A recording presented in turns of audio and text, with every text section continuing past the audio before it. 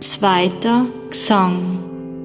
Der Sanjaya hat gesagt, wie der Arjuna so vom Mitleid überwältigt und mit Tränen in die Augen in Traurigkeit versunken ist, hat der Krishna zu ihm Folgendes gesagt.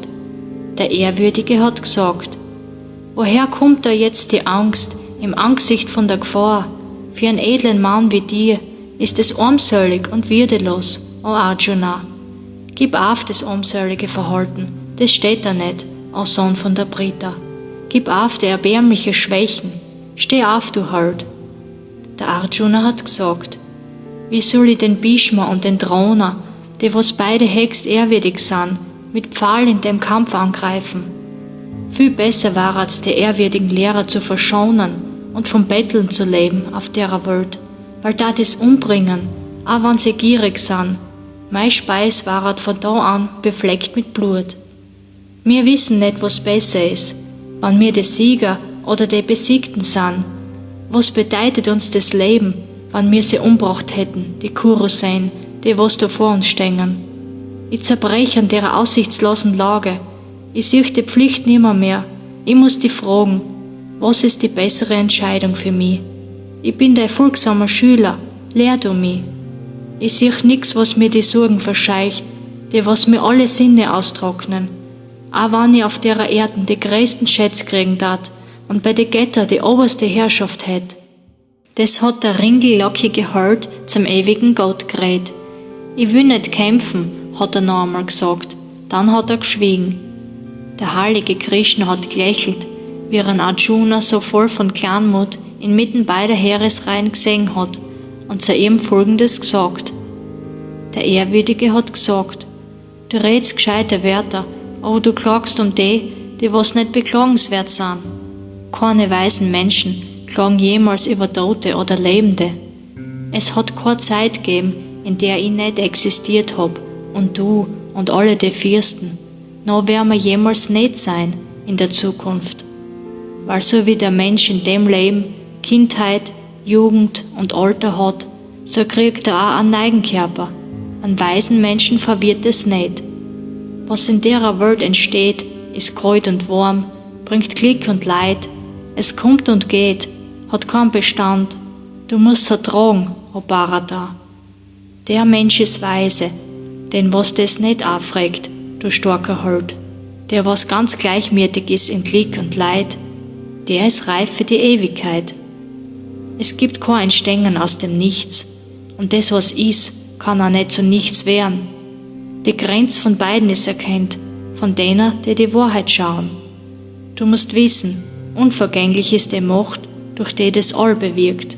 Die ewige Soll kann niemand vernichten, egal wer es auch sei. Nur die Körper sind vergänglich, in einer wohnt der ewige Geist, unvergänglich, unbegrenzt, also kämpf, Bharata. Wer glaubt, dass der Geist jemals umbringt oder umgebracht wird, der glaubt nicht recht. Er bringt niemand um und er wird auch nicht umgebracht. Niemals wird er geboren, niemals stirbt er, nicht ist er geworden, noch wird er werden. Der Ungeborene, Ewige, Alte. Niemals stirbt er, wenn der Körper stirbt. Wer ihn kennt als unvernichtbar, als ewig, als unwandelbar, wie kennt er solcher je täten oder täten lassen, Sohn von der Brita? Gleich wie ein Mensch das alte Gewand ablegt und neues Gewand anlegt, so legt er ab seine alten Körper. Der Geist geht ein in Neige, immer andere. Es schneiden ihm keine Waffen, es brennt ihm kein Feuer, das Wasser macht ihm nicht nass und der Wind vertrocknet ihm nicht. Man kann ihm nicht schneiden, nicht brennen, nicht nässen, nicht vertrocknen. Er ist beständig, überall, fest, unerschütterlich und ewig derselbe. Es heißt, er ist unsichtbar und unvorstellbar und unveränderlich. Deshalb sollst du, wenn du ihn erkannt hast, nimmer beklagen. Und selbst wenn du den Geist für immer geboren und immer gestorben glaubst, so darfst du, starker Held, nicht um ihn trauern. Weil dem der, was geboren ist der Tod bestimmt, und dem Toten ist die Geburt bestimmt. Das ist unvermeidlich, also darfst du nicht drum trauern. Unsichtbar sind die Anfänge von die Wesen und auch deren End. Nur das, was in der Mitte ist, singen wir. Was gibt's da für einen Grund zum Klagen? Der eine sieht die Soll wie ein Wunder, der andere redet von der Soll wie von einem Wunder, der dritte hört von der Soll als ein Wunder. Aber wenn er's hört, es kennt die Soll doch keiner. Die Soll ist unverletzbar, ewig, in an jeden sein Körper. Also darfst du nimmer trauern um alle Wesen. Durch deine Pflicht als Krieger brauchst du ans Zittern gar nicht denken, weil für einen Krieger gibt's nichts Besseres als einen gerechten Kampf.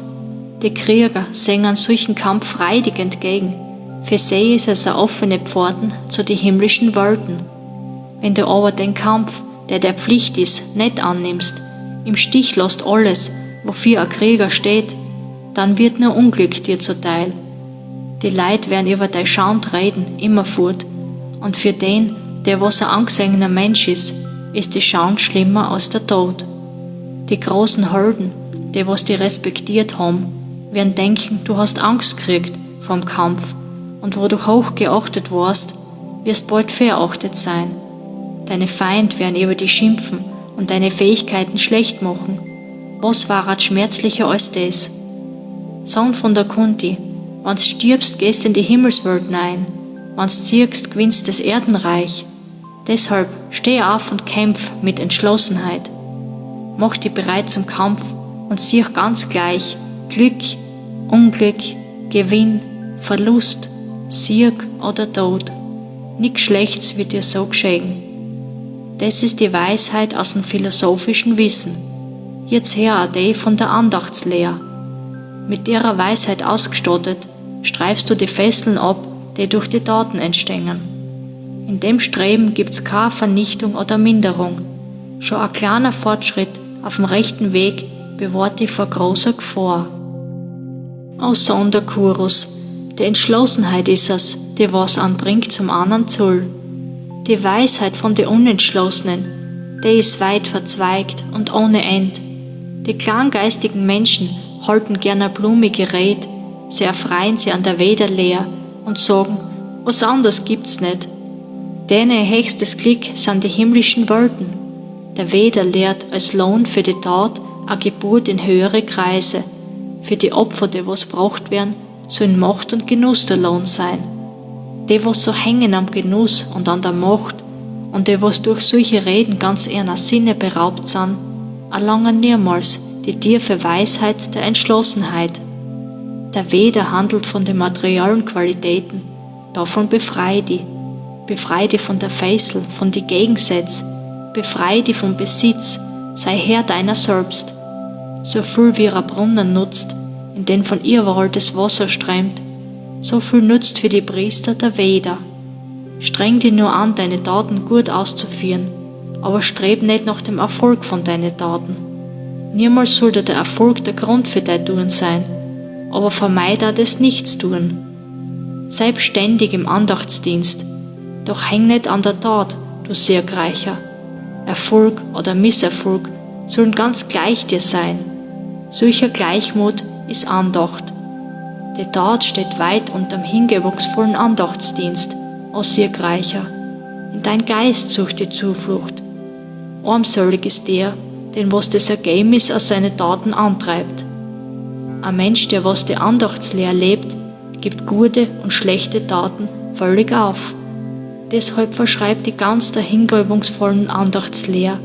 Eine fromme Andacht bringt dir das Heil, aber deine Taten. Der Weise, der was hingebungsvollen Andachtsdienst leistet, wird frei von der Fessel von Geburt und Tod.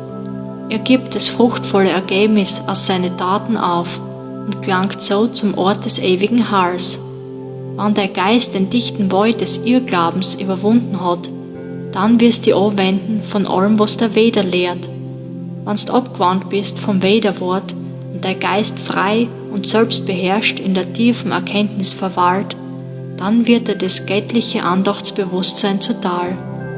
Der Arjuna hat gesagt, was sind die Eigenschaften von einem weisen und tiefsinnigen Menschen? Was zeichnet ihm aus? O Krishna, was redet er andächtiger? Wie ruht er?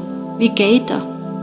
Der Ehrwürdige hat gesagt, O Brita-Sohn, einer, der alle Orten von Begierden vollkommen aufgeben hat, sie am Selbst und durch das Selbst erfreut, dann sagt man, so einer hat die Weisheit erlangt. Einer, der was im Leiden und in der Freude gleich beständig bleibt, kein Verlangen in der Freude entwickelt, frei ist von Leidenschaft, Angst und Zorn, der was andächtig ist, der ist ein Asket. Wer alles Verlangen aufgeben hat, und egal ob's ihm gut oder schlecht geht, kein Freude oder Hass für die Dinge fühlt, bei solch einem Menschen ist die Weisheit fest verankert. Wer vor sinnliche Dinge seine Sinn ganz zurückziehen kann, wie ein Schildkröte, die sie in ihren Panzer zurückzieht, bei dem ist die Weisheit fest verankert. Die sinnlichen Dinge weichen von dem, der sie streng selber beherrschen kann. Die Neigung dafür bleibt zwar, aber auch sie weicht, wenn er das Allerhöchste sieht. Auch dem vernünftigen Menschen, der sie wahrhaft um Beherrschung bemüht, aus Sohn von der Kunti, rauben die Sinn den Verstand, wild und ungestüm. Die Sinn bändigend sitzt er in tiefer Andacht, ganz mir zugewandt. Ein Mensch, der Herr der eigenen Sinn ist, bei dem ist die Weisheit fest verankert. Wer an sinnliche Dinge denkt, wird sie bald eher zuwenden. Aus solcher Zuwendung wird Begierd, aus der Begierd entsteht der Zorn. Aus dem Zorn entsteht der Irrglauben, dann verliert er die Erinnerung, dann geht er um seinen Einsichtsgrund und schließlich er selbst. Wer aber in der Welt lebt, mit seinen Sinnen als Untertan, die frei sind von Hass und Leidenschaft, der kommt zur ruhiger Heiterkeit. Die Heiterkeit lässt ihm jeden Schmerz verlieren. Bei dem heiteren Geisteszustand wird sie ihm die Weisheit bald befestigen. Wer nicht im Andachtsbewusstsein fest ist, dem geht Weisheit und Tiefen ab. Es fällt ihm der Seelenfrieden. Wie kann er jemals glücklich sein? Wenn der Geist sie von den Sinn mitreißen lässt, reißt ihm auch die Einsicht fort. Gleich wird der Wind ein Schiff im Meer. O du Mächtiger, deshalb ist bei dem, der was seine Sinn ganz vor der sinnlichen Welt zurückhält, die Weisheit fest verankert. Wenn's Nacht ist für alle Wesen, da ist wach, der was sie beherrschen will. Wenn alle wach sind, da ist es Nacht, für den Weisen, der was die Wahrheit sieht. Wer wie das Meer ist, in das die Wasser strömen, das sie füllt und doch ruhig bleibt, wer so die Wind in sie verschwinden lässt, der findet Ruhe, nicht der, der was die Wind nachgibt. Ein Mensch, der alle Sinneswünsche aufgeben hat und nichts verlangend lebt, frei vom Eigennutz und Selbstsucht, der erlangt den Seelenfrieden. Das ist die Erkenntnis im Brahman. Wer die erreicht hat, wird niemand verwirrt. Wer auch im Sterben dran festhält, der geht für immer und vollständig in Brahman ein.